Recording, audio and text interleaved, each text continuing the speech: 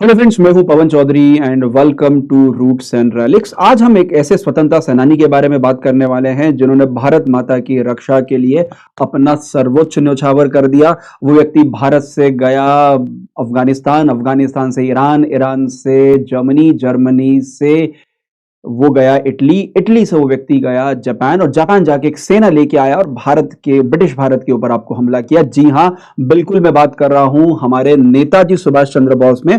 तो नेताजी सुभाष चंद्र बोस का जन्म होता है 23 जनवरी 1897 को कटक उड़ीसा में, जो उस समय बंगाल प्रांत का आपको भाग था। और शुरू से ही अगर हम लोग बात करें नेताजी सुभाष चंद्र बोस की, तो स्वामी विवेकानंद से काफी प्रभावित आपको हुए।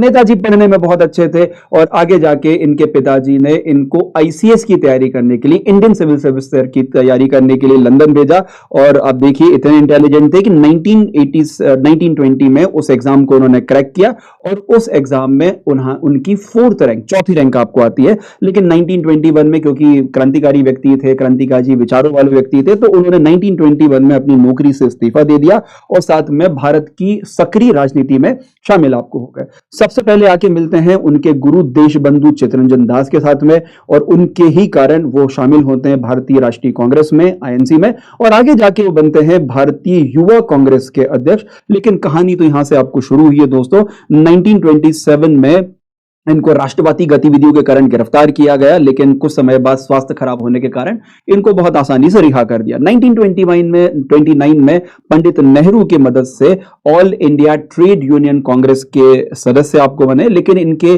जीवन का सबसे महत्वपूर्ण पहलू तब आया जब उन्होंने कांग्रेस का जो हरिपुरा सेशन था 1938, उसके अध्यक्ष बने, उसके चेयरमैन आपको बने। और उसके बाद बैक टू बैक 1939 में फिर से उन्होंने कांग्रेस के जो अध्यक्ष का पर्चा आपको भरा और 1939 में फिर से कांग्रेस के अध्यक्ष बने, जहां पर उन्होंने गांधी जी के कैंडिडेट पट्टाभी सीतारमैया को डिफीट किया था।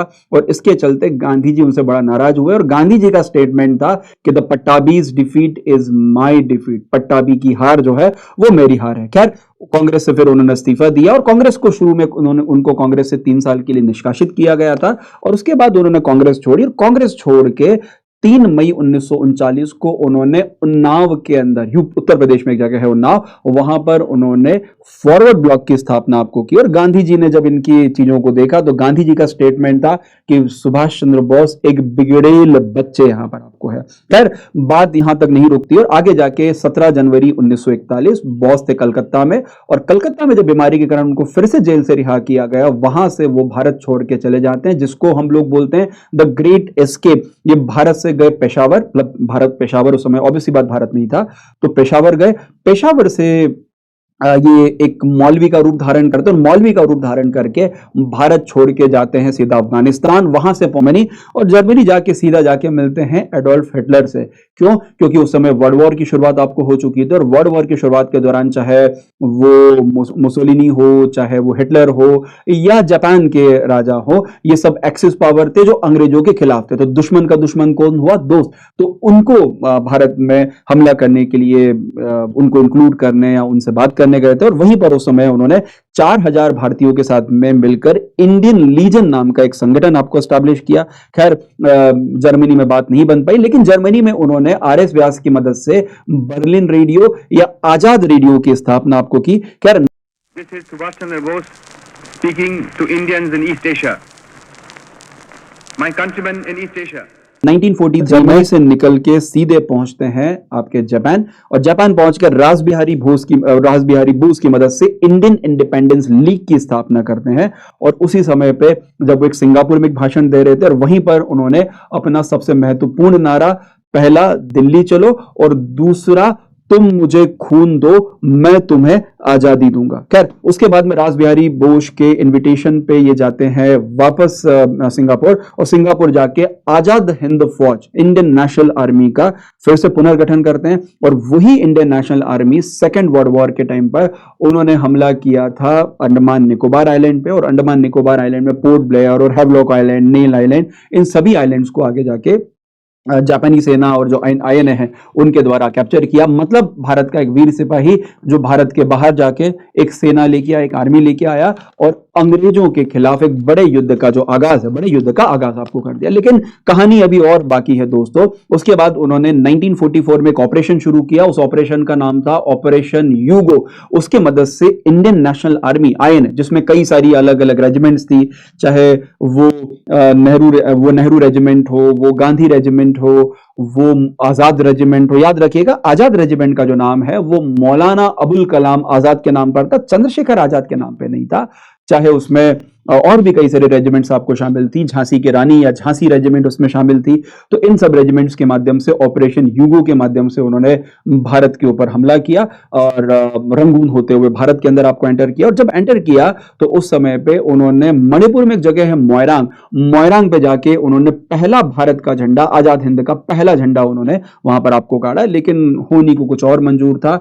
6 अगस्त और 9 अगस्त 1945 जापान में हिरोशिमा और नागासाकी पे अमेरिका ने बॉम्ब ब्लास्ट किया, न्यूक्लियर बॉम्ब पहली बार आपको गिराया। और उसके चलते 15 अगस्त 1945 को जापान की सेना को सरेंडर करना पड़ा। और जापान की सेना के साथ में जो आजाद हिंद फौज, जो युद्धबंदी थे और जो आजाद जापान की मदद से ही युद्ध लड़ रहे थे, इनको भी सरेंडर करना पड़ा, है ना, अनफॉर्चुनेटली। और उसके बाद तमाम जो साथी थे आजाद हिंद फौज के, इनको गिरफ्तार किया और इनको गिरफ्तार करके लाया गया दिल्ली। और दिल्ली में लाके इनके खिलाफ red fort trial, Lal Qila मुकदमा चलाया गया, जिसमें 3 इंपॉर्टेंट व्यक्ति, एक व्यक्ति थे उनका नाम था गुरबख्श सिंह ढिल्लन, प्रेम सहगल और मेजर शहनवाज खान। इनके खिलाफ आजाद हिंद फौज में रेड फोर्ट ट्रायल चलाया गया और वहां पर इनको फांसी की सजा कोर्ट मार्शल के तहत दी गई। लेकिन उस समय देश में एक अलग ही माहौल था। तमाम उस समय के बड़े वकील, चाहे वो नेहरू हो, चाहे सप्रू हो, भुलाभाई देसाई हो, एवं मोहम्मद अली जिन्ना हो, इन लोगों ने मिलकर इनका केस बहुत सफाई से आपको लड़ा। और फाइनली गवर्नर जनरल माउंटबेटन ने इनकी जो फांसी की सजा है उसको आजीवन कारावास में कन्वर्ट कर दिया। और सुभाष चंद्र बोस कहां गए? सर, सुभाष चंद्र बोस जो है, इनके बारे में कहा जाता है कि एक प्लेन क्रैश हुआ, उस प्लेन क्रैश में इनकी मृत्यु हो गई। लेकिन इनकी मृत्यु को लेकर जो राज है वो आज भी आपको है कि क्या सच में इनकी प्लेन क्रैश में आपको मृत्यु हुई थी, या सुभाष चंद्र बोस आजादी के बाद भी लंबे समय तक जिंदा थे। कुछ लोग इनको कहते हैं कि गुमनामी बाबा के रूप में आपको रहे, और कुछ लोगों का बोलना है कि लाल बहादुर शास्त्री के साथ में इनकी ताशकंद में मुलाकात हुई। लाल बहादुर शास्त्री इनको फिर से भारत वापस लाना चाहते थे। तमाम तरह की कहानियां हैं, सच क्या है आज तक किसी को नहीं पता। और इसके लिए खोसला कमीशन जैसे बड़े बड़े कमीशन भी बनाए गए, लेकिन वो मिस्ट्री आज भी मिस्ट्री है। लेकिन नेताजी सुभाष चंद्र बोस आज भी हमारे दिलों के अंदर आपको जिंदा है। जय हिंद, वंदे मातरम। और सबसे आखिरी में एक इंपॉर्टेंट बात कि जो जय हिंद का नारा हम लोग देते हैं, इस जय हिंद के नारे का पहली बार उपयोग किया था नेताजी सुभाष चंद्र बोस ने। तो ऐसे थे हमारे नेताजी। आज हम लोग इस महीने में, जहां पर हम लोग बहुत जल्दी आजादी का नया पर्व मनाने वाले हैं, तो नेताजी को याद करना तो बनता है। धन्यवाद। इस चैनल को अगर आपने अभी तक सब्सक्राइब नहीं किया है तो अभी जाके प्लीज सब्सक्राइब कीजिए। Thank you very much.